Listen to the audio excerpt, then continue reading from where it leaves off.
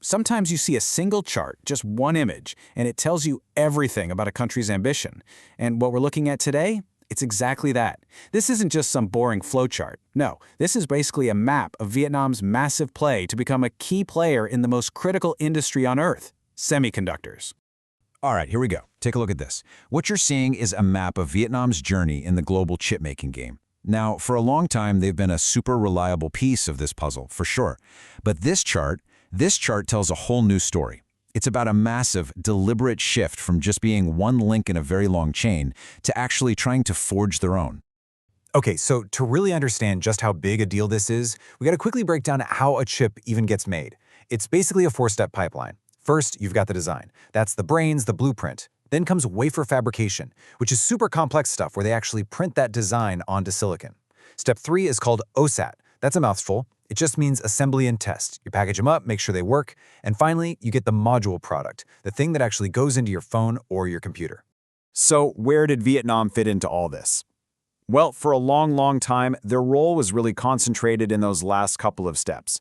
Electronic assembly, some of that packaging and testing we just talked about, putting the modules together. It's super important work, don't get me wrong. But it's kind of like they were the ones putting the icing on the cake, not baking the cake itself. They were at the finish line, but not running the whole race.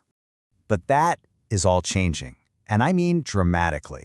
We're literally watching them make the leap from just assembling stuff that was made somewhere else to actual domestic production. This isn't just a tiny step forward, it's a massive, fundamental jump up the entire economic and tech value chain. It's a whole new ballgame. And if you want proof, you don't have to look far. It's right here on the chart we've been looking at. See that box right there? The one that says Vietnam Semiconductor Fab? That's it.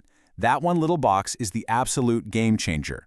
It means Vietnam isn't just snapping the pieces together anymore. Now, they're making their own core components, right there, at home. Okay, but let's be super clear on one really important detail. While this is a huge deal, we're not talking about those crazy advanced 3 or 5 nanometer chips that you find in the newest iPhones. Not yet anyway. Think of this as a super smart, super strategic first move into the world of fabrication. It's about building the foundation, It's step 1 on a very, very long journey. So what does this all mean? It means Vietnam is suddenly a brand new, very ambitious player in this global chip race. And in a world where everyone, and I mean everyone, is desperate to diversify their supply chains, this is huge. So the big question is, could this be the beginning of the next great semiconductor story?